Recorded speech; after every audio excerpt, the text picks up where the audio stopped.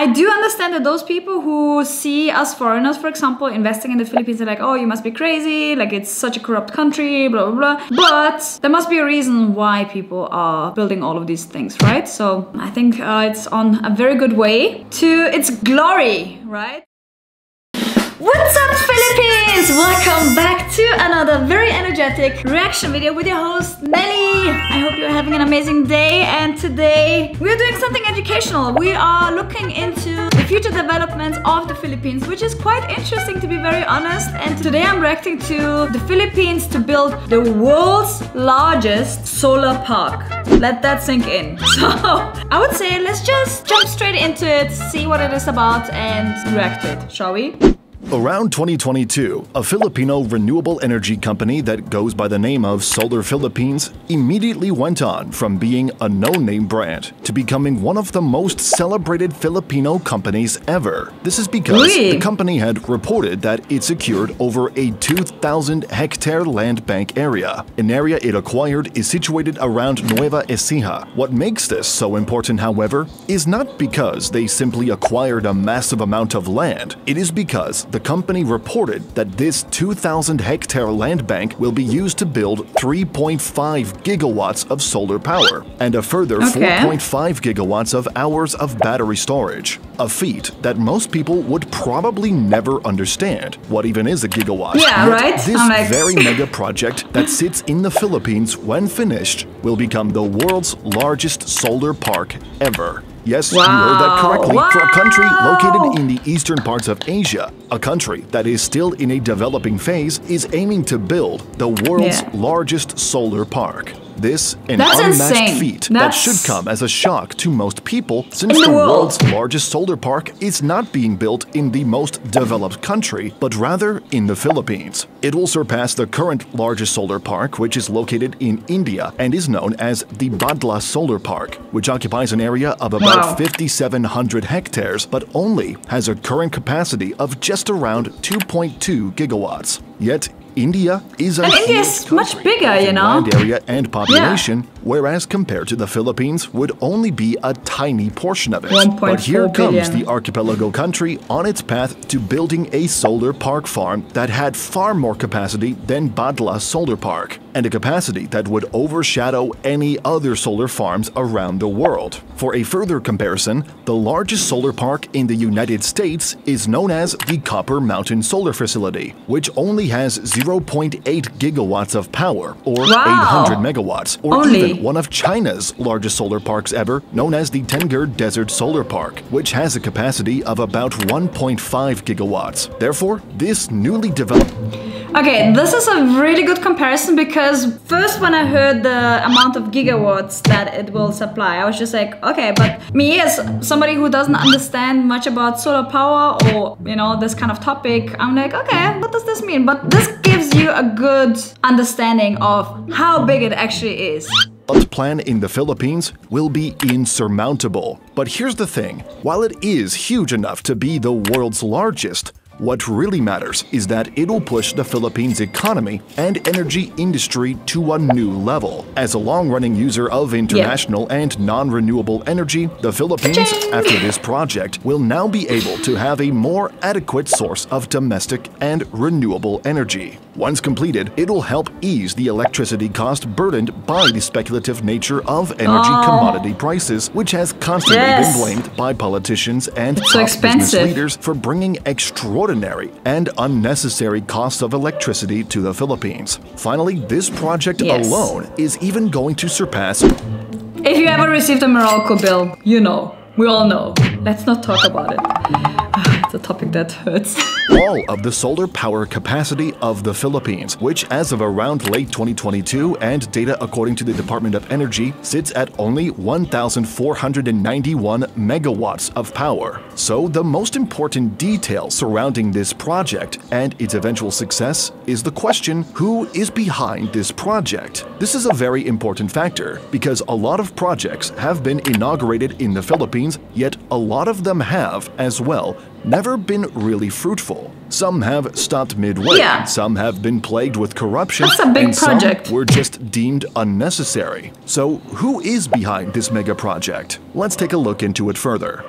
This entire mega project is handled by a private corporation that is listed on the Philippine Stock Exchange, also known as Solar Philippines. The company, however, this 2,000-hectare project is handled by a private corporation listed in the Philippine Public Stock Exchange, also known as the Solar Philippines. The company, however, is under a holding company that goes by the name of Solar Philippines Power Holdings. Through this holding company, it owns other subsidiary companies. Some are the likes of SP New Energy Corporation, the Terra Solar Philippines Incorporation, and a long list of other solar companies. Its stock, on the other hand, is listed with the ticker symbol SPNEC, which as of the time of this writing trades at around 1 to 1.2 pesos per share, valuing the private company at 12 billion pesos. A pretty small valuation for a company aiming to revolutionize the entire Philippine energy industry.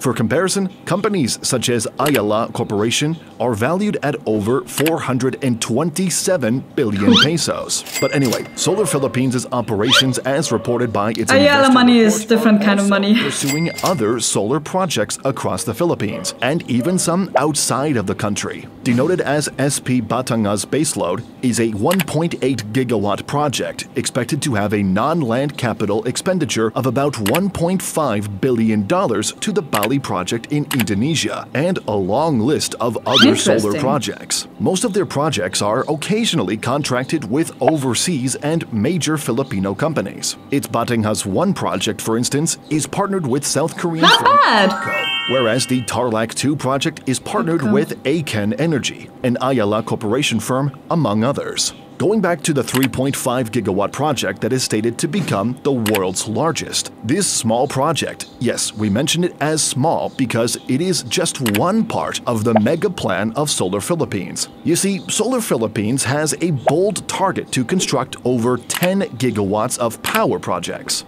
This is, therefore, almost thrice more than the so-called upcoming world's largest solar park.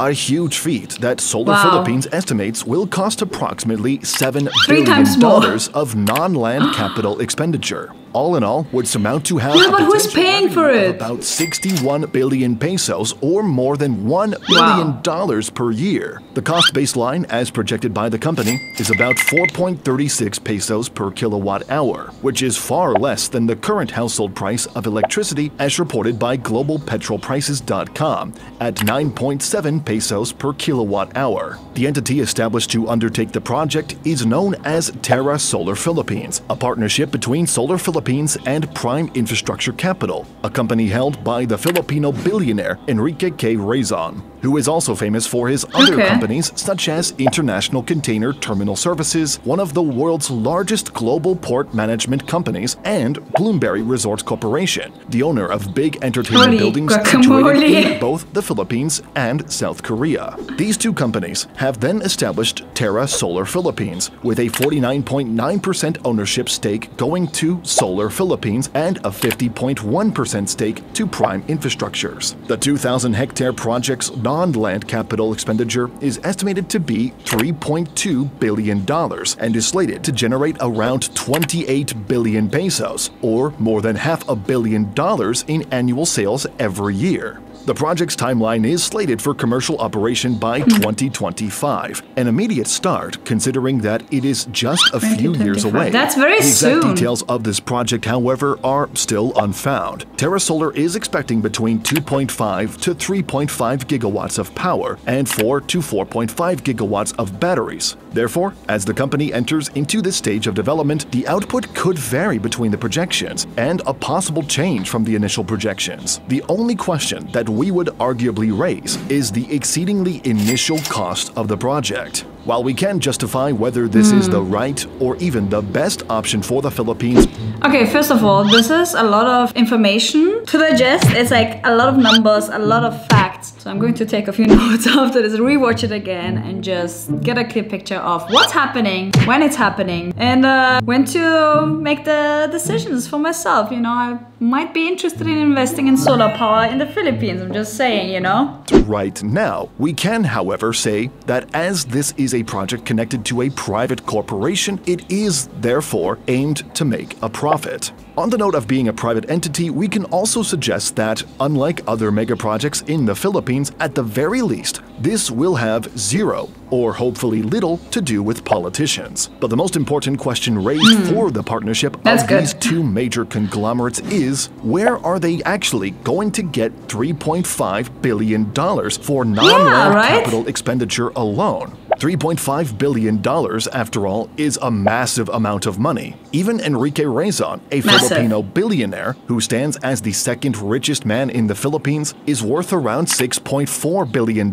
according to Forbes. Does this suggest that he is going to finance all of these by himself? Well, it is not stated who is going to actually finance the project. What is stated, however, is that it is almost a 50-50 project between Solar Philippines and Prime Infrastructures, which can suggest that the cost may also be divided between the two. Solar Philippines, however, may also seem to be cash-ready. The company itself recently listed its stock on the public stock exchange around late 2021, which helped the company raise about 1.3 billion pesos. A further stock rights offering raised around late 2022 was also followed, which helped the company raise yet another 2.8 billion pesos. And finally, as of the latest quarterly report, the company has about 6.1 billion pesos in total assets, 3.5 billion pesos of which are current assets. Plus, it is also possible that the project can be taken out as a loan. But anyway, as we are unsure where the total money is actually going to be taken from, or probably another fundraising scheme sometime in the future, do still let us know what you think about this project, and even if you know where they are going to take the money from. Thanks for watching. If you know, let us know in the comments down below. Okay, super insightful video, very interesting, and it's another proof that Philippines is on a very good path of, you know, becoming a really developed country. And the change that I've seen from the first time coming to the Philippines, I think it was in 2017, to also living there for a substantial time and just, I mean, still, then just seeing what is happening, you know, freaking Elon Musk sending satellite internet to the Philippines. We have the biggest solar power we'll have in the Philippines. So there's like a lot is happening. Infrastructure is being built out. I do understand that those people who see us foreigners, for example, investing in the Philippines are like, oh, you must be crazy, like it's such a corrupt country, blah, blah, blah. But there must be a reason why people are building all of these things, right? So I think it's on a very good way to its glory, right? So if you enjoyed this video, give it a thumbs up. Subscribe if you're new and hit the notification bell for the next video. It's coming out very, very soon. And also don't forget to check out my other channel, Nelly's Life, where I share a lot about my life in the Philippines, my travels in the Philippines and around the world as a travel vlogger, of course. So yeah, that was it. Sharing some good vibes with you guys. I hope I'll see you next time here on What's Up Philippines. Bye bye.